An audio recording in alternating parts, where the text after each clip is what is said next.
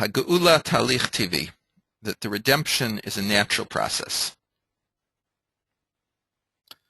The understanding of redemption as a process brings us to certain conclusions, that we're talking about a process that conducts itself in the natural way, not something that's supernatural, not something that's mystical, and so on. A miracle is not a process. A miracle transgresses nature. It is a sudden change in the functioning of the world. Naturally, things require time to occur. There's very few things that occur instantly. In fact, there's nothing that occurs instantly. It may take an extremely short period of time. But even for light to cross a room, a physicist would tell you it takes a certain amount of time for the light to get from one place to another, although to our perception it may appear immediate. Also, if you think about it for a minute, God created the world, and he created it with certain rules by which the world functions. In general, those rules apply. When God wishes to, for specific reasons, he can change those rules for a period of time, and so on. We know when one of the famous miracles that we have was when Yahushua was fighting to conquer the land of Israel, that it says that the sun stood still in the valley of Ayalon, and the moon stood still, and so on. That was a miracle. It created a longer day so that he could finish the battle on time. But that's a thing that breaks the rules that God set down at creation. That's what a miracle is. What we're talking about here is something that appears to go along the rules of nature, but is actually miraculous. The Gaon Yisachar Shlomo Teichtel wrote in Eim Habanim Smeha, the second section in the chapter, it is apparent from what we have proven from everything that we have written above that the process of redemption is compared to the sprouting of a plant, that our future salvation will sprout in the way of nature. That is to say, it will be a miracle that is clothed in the natural form. And therefore, as it goes through its natural processes, that it will come slowly, and not in one fell swoop, not at one instant. Of course, most people talk about, Mashiach coming and blowing a shofar, or Eliyahu coming and blowing a shofar, announcing Mashiach's arrival, and so on. This is not borne out by the vast majority of the sources that are found in the Bible and in rabbinic literature, as we've been looking at so far, and we will for a while.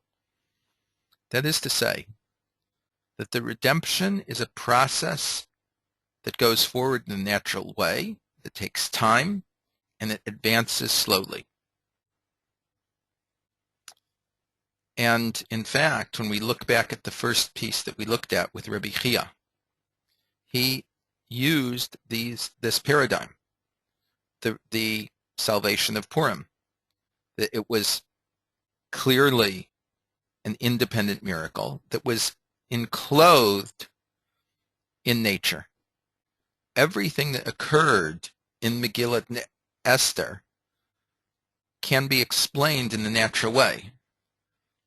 And when Rabbi Chia was talking, he not only used the Megillat Esther, but he also used sunrise. One was a historical occurrence, one was a natural occurrence, to show that we are talking about something that is occurring in a natural process, not an instant process.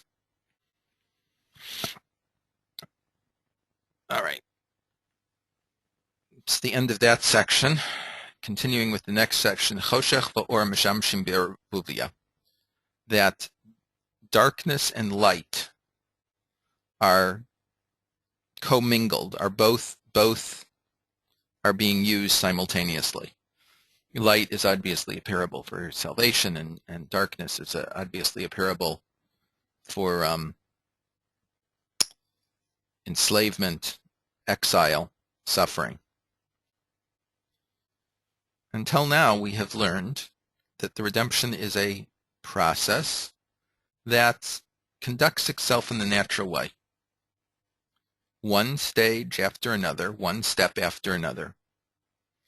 And if we would look at it with our own eyes, it would appear very slow. There wouldn't be enough, we wouldn't see enough here to recognize it, at least at the beginning, as a process of redemption at all. Even though in reality that would not be true. And in these processes, things go up and they go down. And this is, in fact, one of the greatest problems that people have in looking at the world in which we live.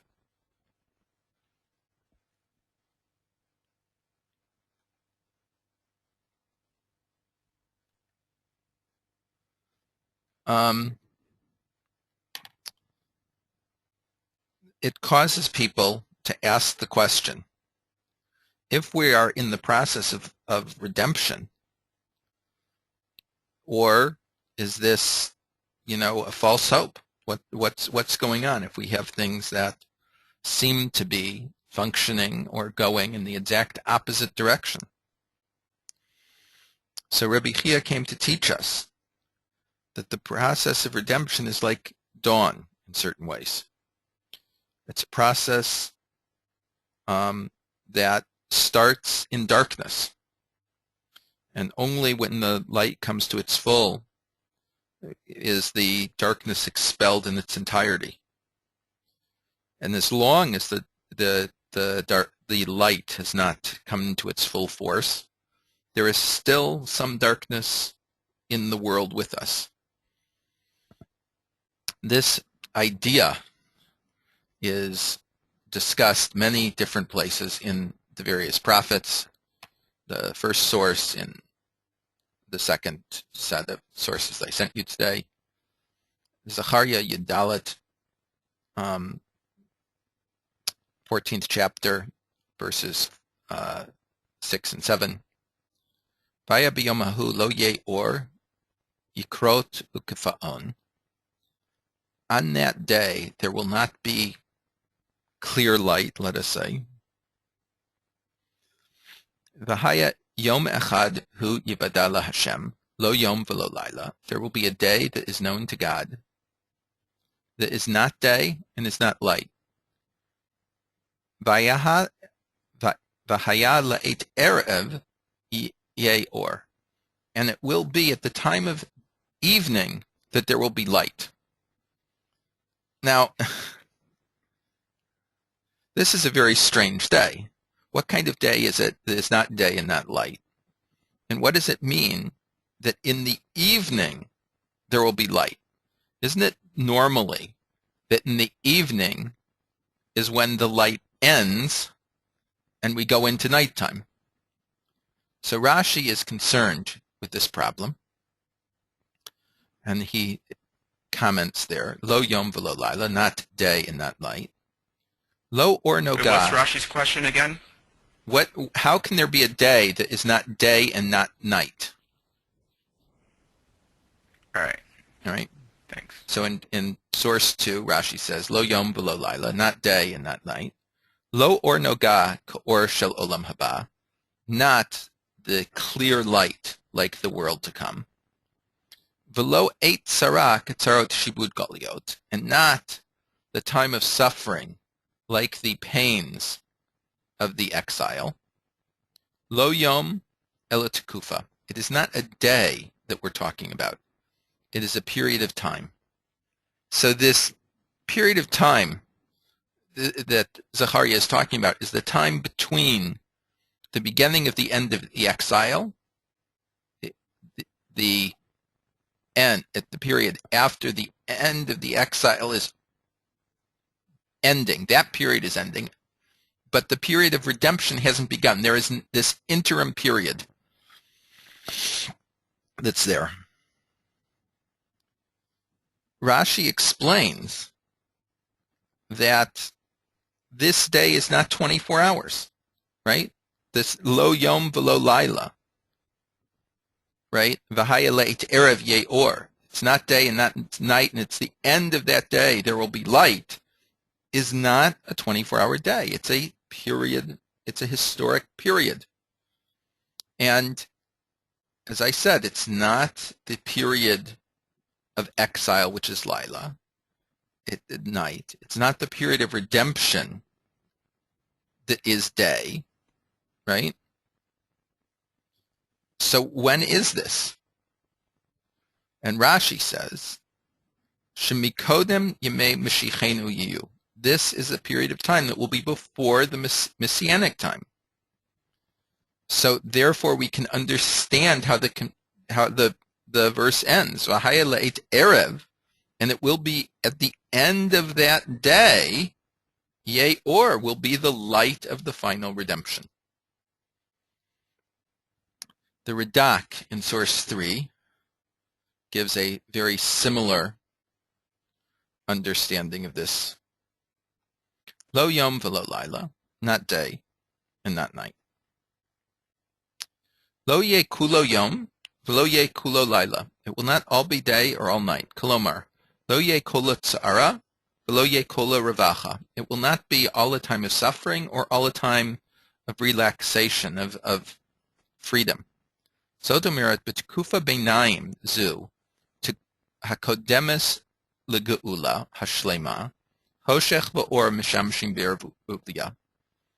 That is to say, in this period of intermediate time that precedes the complete redemption, darkness and light serve together in a mixture, in a combination. It's a combination that to a large extent we have a problem understanding, right? Because it's not the way we perceive things in the world. We are generally educated to think of things as good or bad, not gray. And, the strobe light is bothersome to people because we want things to be light or dark. What the Navi here seems to be describing is a period that's like a strobe light. There are flashes of good, of greatness, of clear redemption, and at the same time, literally at the same time, or one right after another, there are flashes again of absolute darkness of the exile. So you're seeing a combination of things that leads us to have challenges, have difficulties understanding.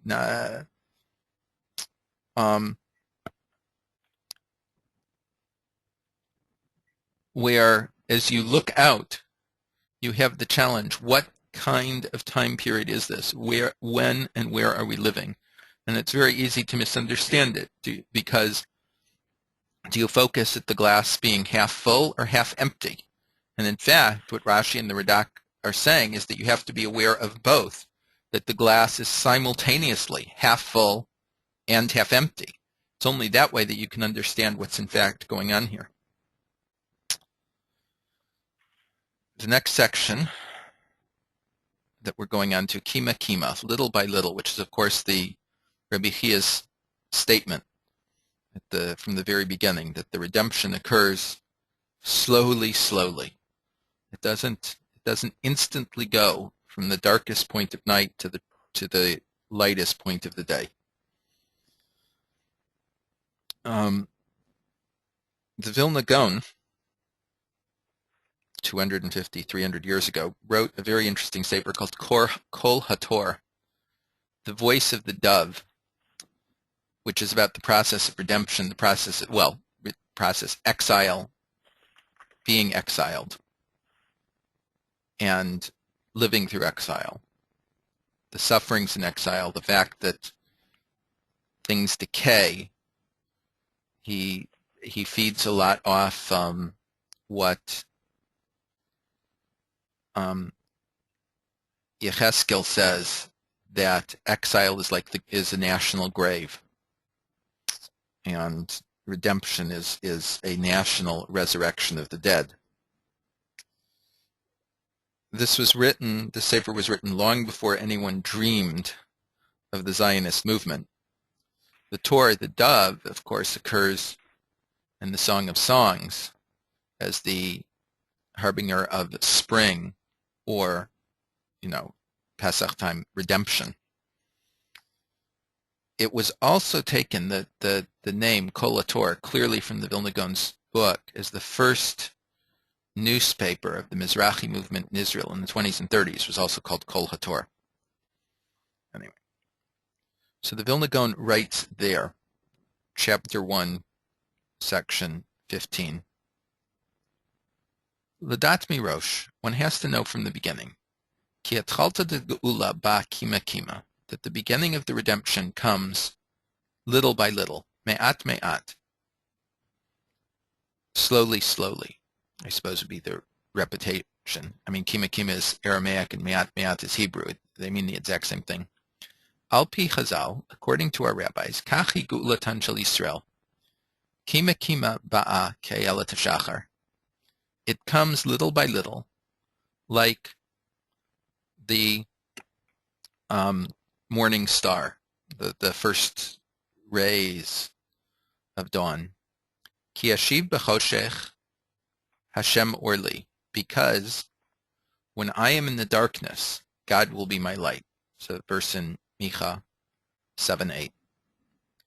Holech v'or al nachon hayom. I go, and it enlightens until the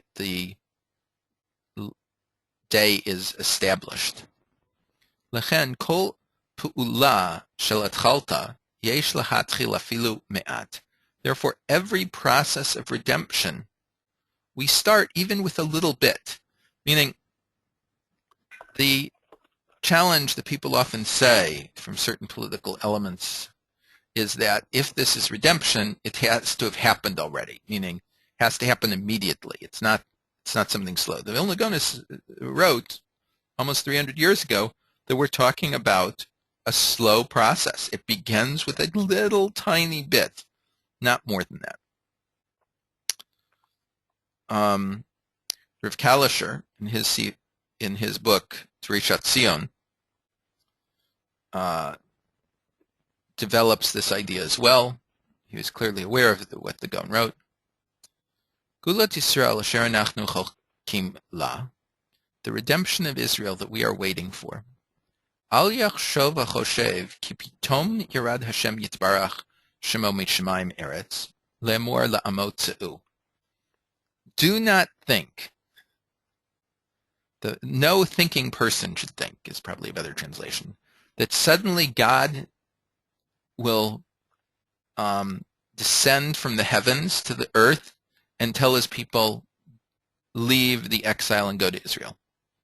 Or Yishlach Mashicho Kerega Min HaShemayim Litkoa B'Shofar Gadol Al Nidchei Yisrael, or that he will send his anointed one in a second from the heavens to blow a great shofar and say to the scattered ones of Israel, V'kabtzem Yerushalayma, and he will gather them to Jerusalem. V'yas la chomat eish umikdash el meromim tered kasher hiftiach al yidei avadav hanivim, that he will make a wall of fire and a sanctuary will descend from the heavens, like was promised by his servants, the prophets. Lo ken korei hamaskil. Not thus will the enlightened reader read. This was before the Enlightenment, before the word maskilim had a bad name in rabbinic literature. Vadai kol Yehudei Hanvim yitkaimu b'achrita yamim, v'lo yipol chas v'shalom davar arza. It is clear that all of the goals, all of the purpose for which the prophets prophesied will be fulfilled in the end of the days. Not one word, God forbid, will fall to the ground without being fulfilled properly. But it is not like a race we will run, and not in a rush of one day. But it will be a little by little that the redemption of the Jews will come. Le'at le'at tatzmiach keren Yeshua. Slowly, slowly will sprout the horn of salvation. Ad Yisrael yaseh chayil, until Israel will capable of again doing valor. V'yishge me'od be'achrit, and they will be greatly raised up, greatly enlightened in the end.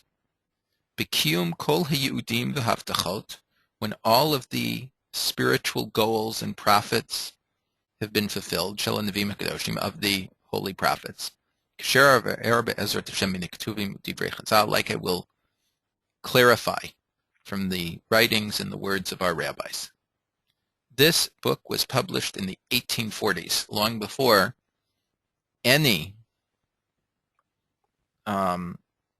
Zionist ideas had been developed in any way, in practical form.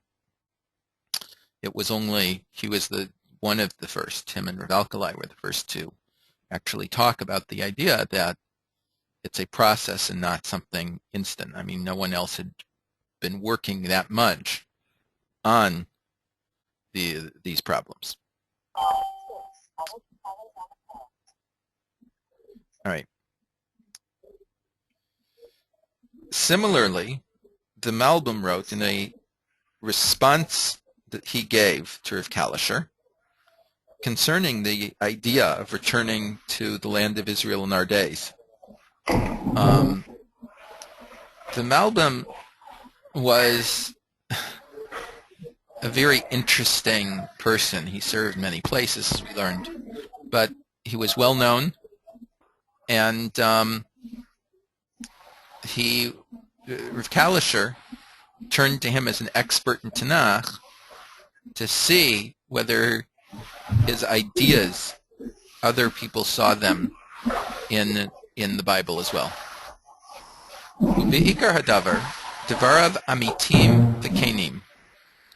In principle, this matter is correct and well established.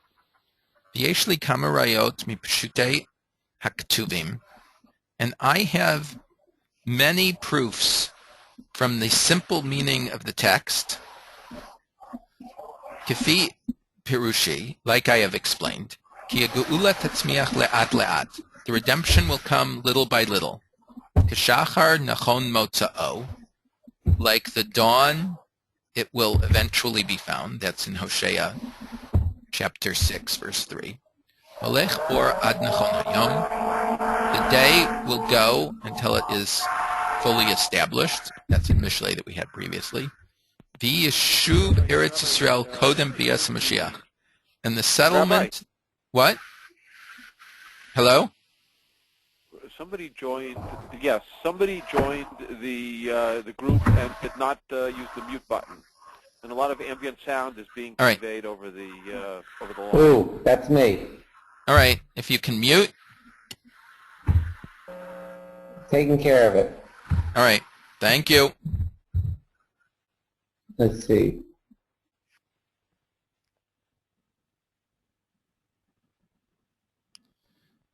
Throughout the Malbim's commentary on the Bible, there are many, many places where you find the ideas that he expressed in his letter to Rav Kalisher. The same idea about that the redemption is going to be a process that's not going to be immediate, that the settlement of the Jews in Eretz Israel must precede the redemption. Let's look at a few of them and see how we can be enlightened by them.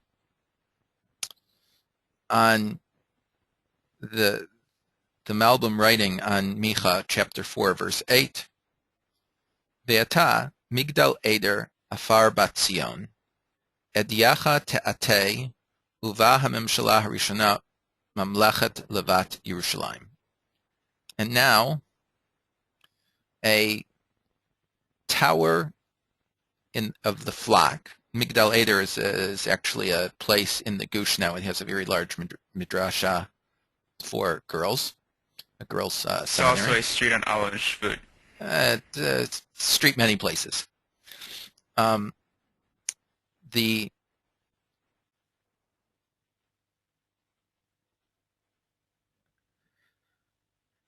The goal of the daughter of Zion, she will be dressed and she will come to her first kingdom, the kingdom of the daughter of Yerushalayim. That is the verse. Bat Zion edecha te'atei, the daughter of Israel, you will adorn yourself.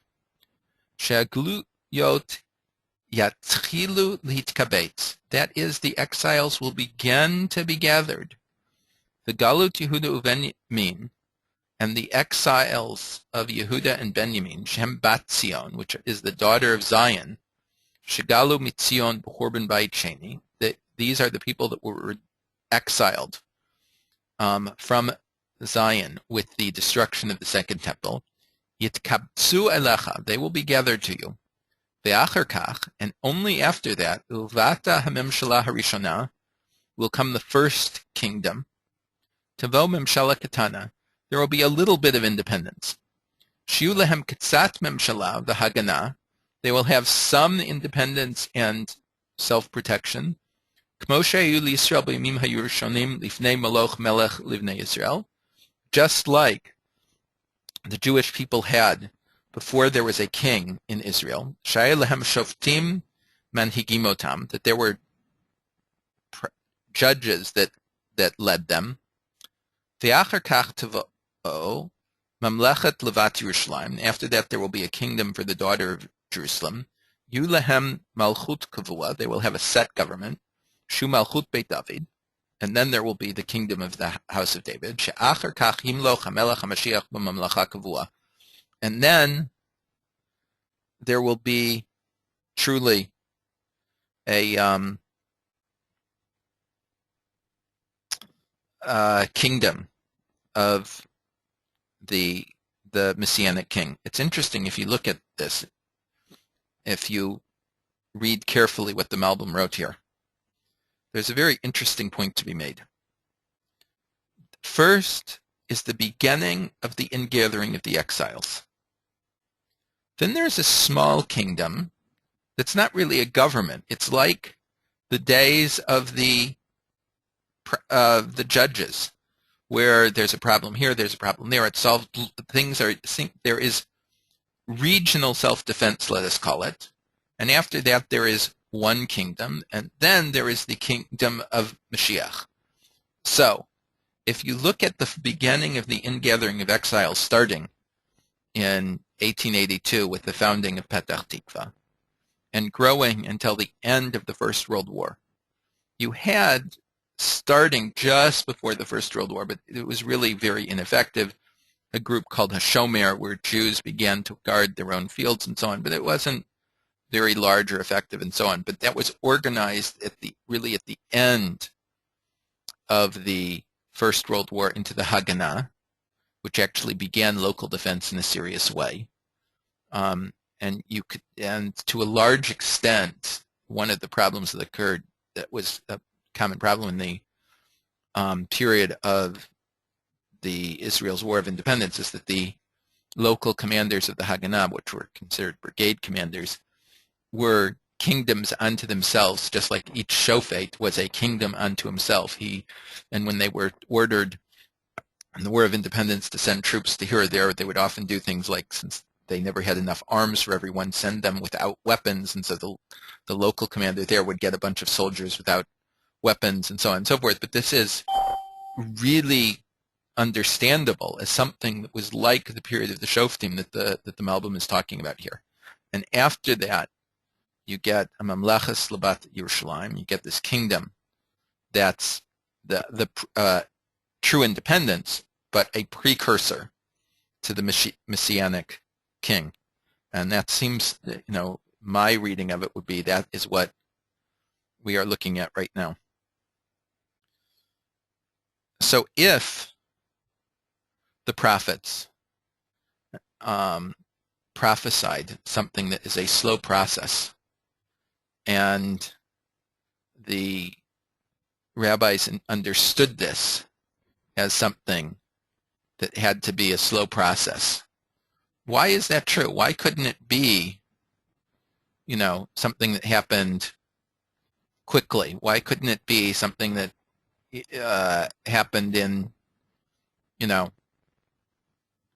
as we had earlier, Mashiach comes, he blows his trumpet, and everyone returns to Eretz Yisrael instantly? Why couldn't it be something like that? Why did it have to be this painful? Sometimes when you have hope, it's worse than not having hope. When you don't have hope, when you expect everything to be bad and it's bad, you live with it. When you expect things to constantly be getting better, and suddenly they're not better. Suddenly it's a problem here, it's a problem there. This isn't working, that isn't working. You concentrate on what's not going right, not what is going right. So why did it have to be this slow process? And for us, seemingly painfully slow process. Yeshayahu 35:1-2 says, Yesusum midbar v'tziyah v'tegel aravav v'tifrach chavatzelet. And the desert will be desolate and void, and then apparently it will begin to sing, sprout, be happy, dance, the Arava, the northern Negev. And it will sprout like a chavetzelet, which is usually translated as a lily or a rose, something like that. Poreach tifrach v'tagel, it will surely sprout and grow. Af gilat v'ra'anan, it will be happy and be lush. Kavod ha-Lebanon nitan la, the honor of Lebanon will be given to it. Hadar ha-Carmel v'ha-Sharon, the beauty of the Carmel and the plain. Hema yiru kavod Hashem, Hadar Hashem Elokeinu. They will see the honor of God, the beauty of our God. The honor of the Lord, the beauty of our God. So our rabbis comment on this in the Midrash Tanchuma.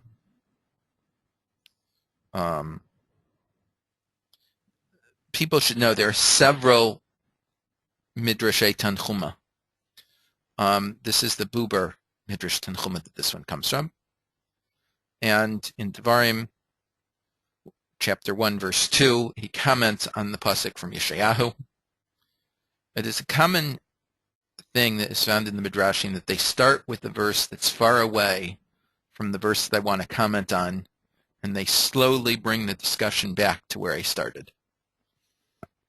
So this is why you often have on the Midrashim on Chumash, Psukim, verses from the prophets and the writings. Mipnei ma kasiv ken. Why? The Midrash Tanchuma asks, does it have to be this way? L'lamdecha ki b'shah she'HaKadosh Baruch Hu megalei shchinato al Yisrael, einu megalei alehem kol tuvato ke'achat. This is to teach you at the hour that HaKadosh Baruch Hu reveals his presence to Israel. He does not reveal it to them, all of his goodness at one time. Mipnei she'einu yocholim lamod ba'oto tova. They cannot stand with this great goodness. Shim yigalei alehem tovato b'pam achat yemutu kulam.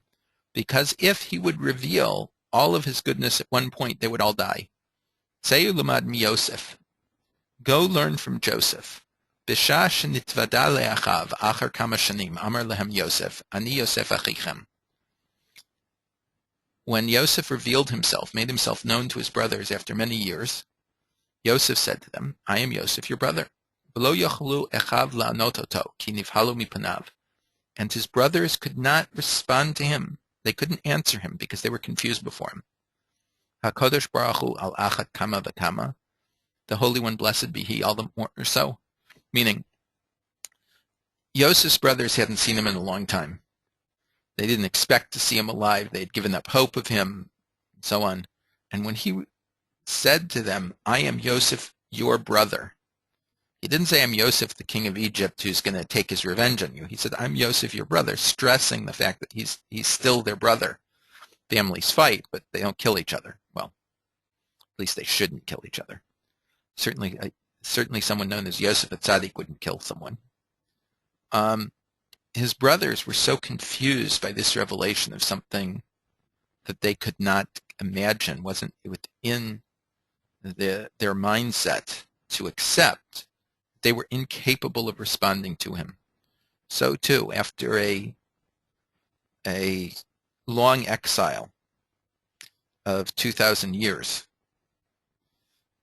it is impossible for it to be that God would reveal himself to us instantly and we would be able to absorb, we would be able to understand this. We would be completely and totally blinded by the revelation of such a nature and incapable of accepting it. It's also, if you think, there are many other examples of this. When the Jews were freed from Egypt, they want to go back. They say, we liked the flesh pots of Egypt, right? And that wasn't such a huge revelation to them. They were free. They're living in this miraculous way from man in the desert. You would think that this is a great thing to do. People try and go back to what they're used to. Klal Yisrael has been living in exile for almost 2,000 years. You get used to that. You get used to a certain type of relationship. Changing that is very, very difficult. The Ramban says on the process of redemption from Egypt, the generation that had been enslaved in Egypt couldn't enter the land of Israel because they had a slave mentality. As long as they had this slave mentality, they were incapable of being a free, independent nation. It's interesting to note that you have the same type of thing occurring with the development of the state of Israel. There is a Mishnah, the beginning of Kelim, that says Eser Kedushotain, that there are 10 levels of sanctity, and if you go through the list, there are in fact 11. And so one of the things that's said there is the sanctity of Eretz Yisrael is dependent upon the sanctity of Yerushalayim.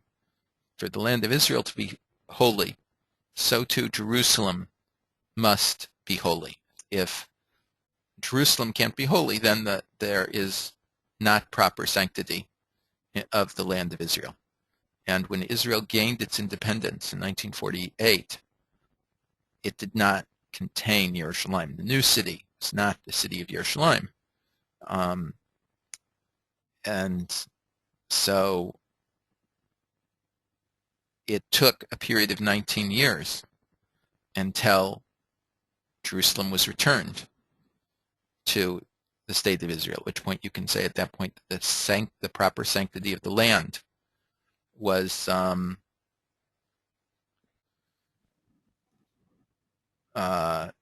returned.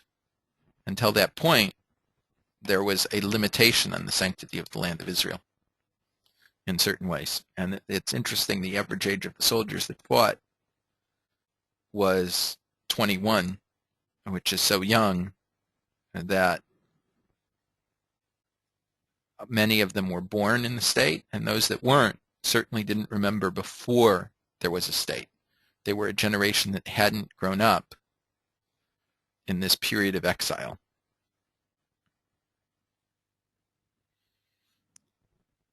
So Drukman writes upon this, Elamah HaKadosh Baruch Hu oseh lehem. So what will God do to them? Megali lehem Kima Kima. He will reveal himself to them little by little. Betchila masis et harim, shenamar. At first he will make the mountains grow or be happy. Yeshusham midbar tzia. He will develop the desert from its desolation. Ve'achar kach v'tagel ha'arava. And then the plains will begin to rejoice. Ve'achar kach paroach tifrach. And after that it will all sprout. Ve'achar kach kavod ha'levanon. There will be the honor of the Lebanon. Ve'achar kach. And then even later. Hemet yiru kavod Hashem hadar Elokeinu. They will be able to see the honor of God, the Lord, the beauty of our God.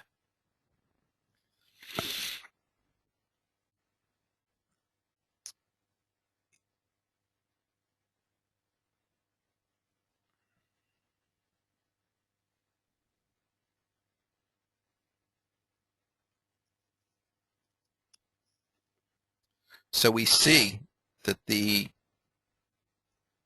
definition of the process of redemption begins outside.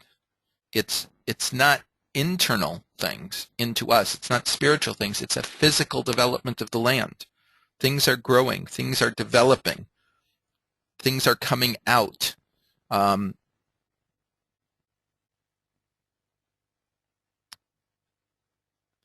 There is a physical development that has to come first. Someone has to have a certain amount of both physical development before they get an emotional growth, insight, and so on. If you think about a young child, a child can't speak, right? It cries, and so on and so forth. Over a period of time, slowly it begins to speak. It becomes self-reflective. And over years, it develops the ability to have empathy for others and so on and so forth. And it can develop a moral side to it.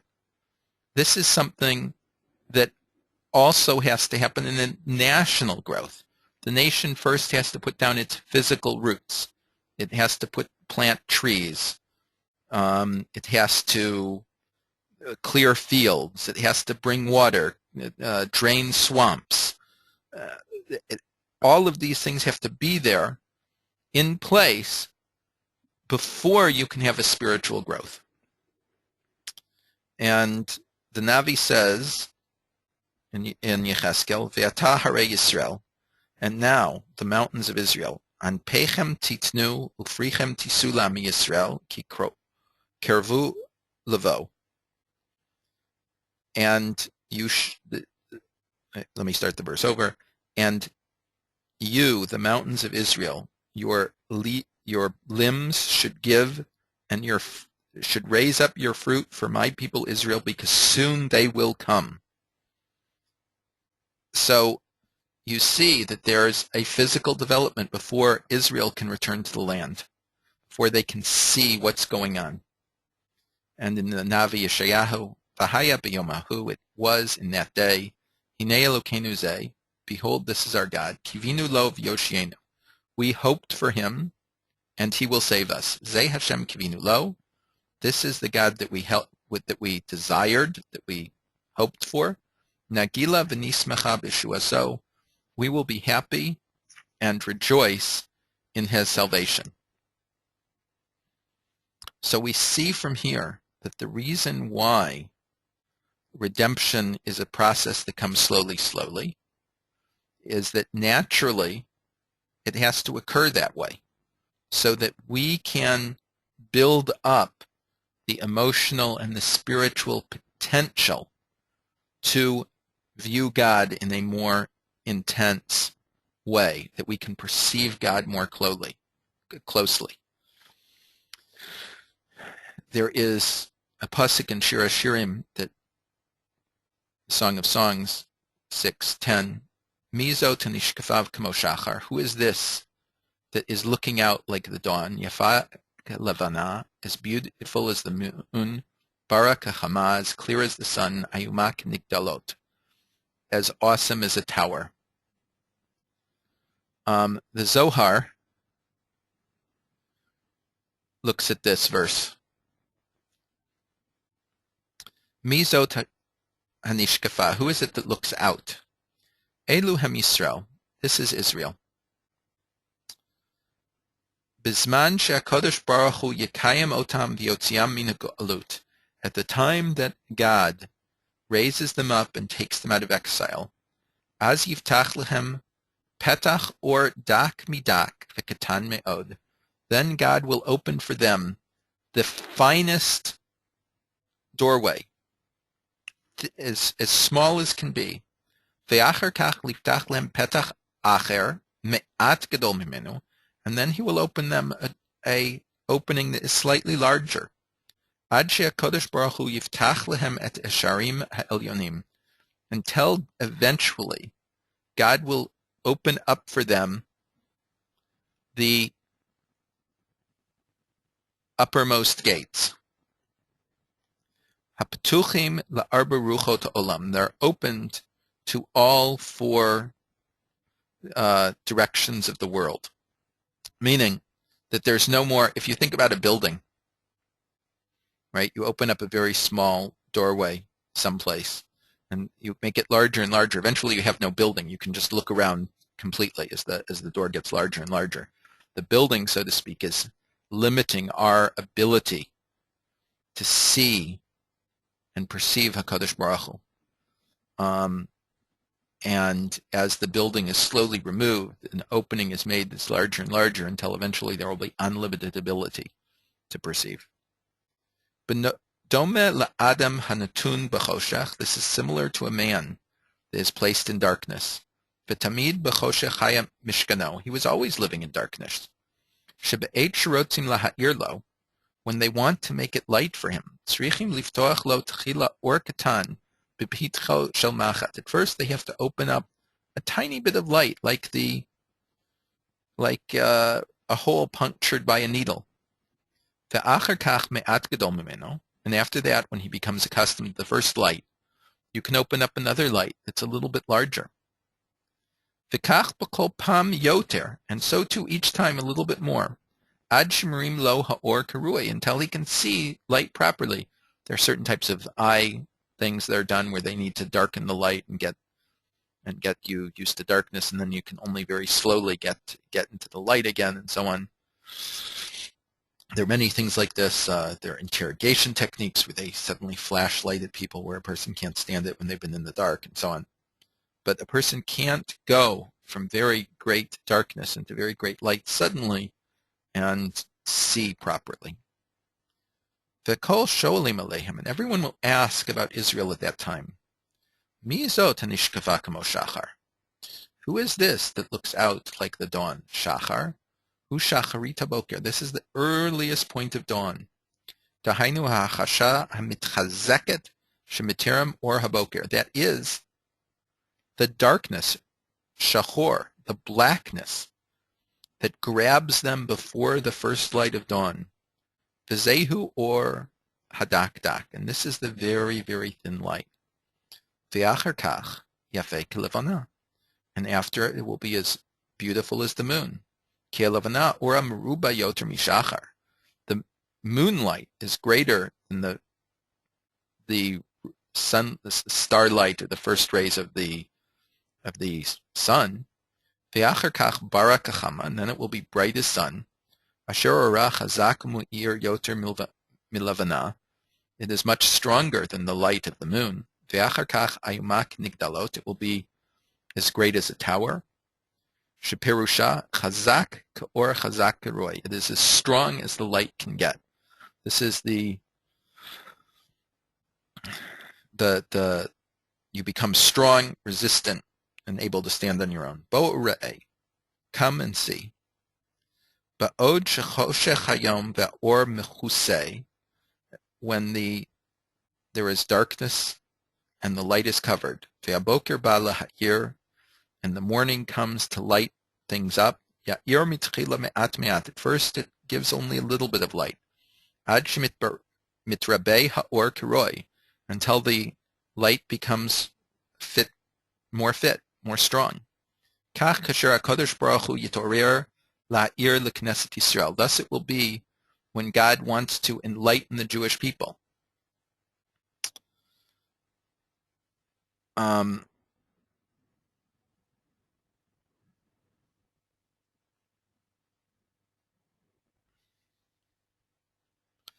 There is a very interesting letter written by the father of the Rambam, Rabbeinu Maimon, that he sent a letter of consolation to his relatives when someone died. We're not sure exactly what happened, but the letter is very interesting. Ve'achrei kasher yishalem zman hagalut im arko, and when the time of exile is complete, all of its length, v'zarmu zramam v'nichratu ke'ilu haya shena yishno, and it will be over, the flow will be finished, and it will be like an awakening from sleep. Kamamar hashliach Moshe alav hashalom, like God's messenger, Moshe, may peace be upon him, said. It's very interesting that the Rabbeinu Maimon knew Arabic, and when he wrote this letter, he was living in Arab countries, and Hashaliach is often the way that Muslims refer to Muhammad. Saramtem sheinayu baboker kchatzi yachalof. It says in Tehillim, the sleep will be as it was, and the morning will grow in exchange for the night. Perush, show. What does this mean? Asher hi'ir b'boker hagula, that when the light of the morning of redemption comes, Asher ba lanu achrei choshech leil hagalut, that will come to us after the darkness of the night of the exile. Kach dama hagalut lechoshech halayla uboker. So too, the darkness of the exile will be compared to the darkness of light in the morning to the morning. Hayeshua kamoshire me'at me'at, the salvation will come little by little. V'tirvach hanefesh hako'evet ba'afela halayla, and then the soul will have relief from the dark pains of night. V'kamo adam asher ta'eh b'midbar ki'iver, so too, like a man who wanders in the desert like the blind. V'choshech halayla alav, and the darkness of night will be upon him. V'yelech do'eg l'kol mikrei ra'ash yikrei. He goes and he's always worried about every bad thing that can happen to him. Im tzva'o raglav uba hachoshech yifchad ulai yipol be'emek or b'chof mayim.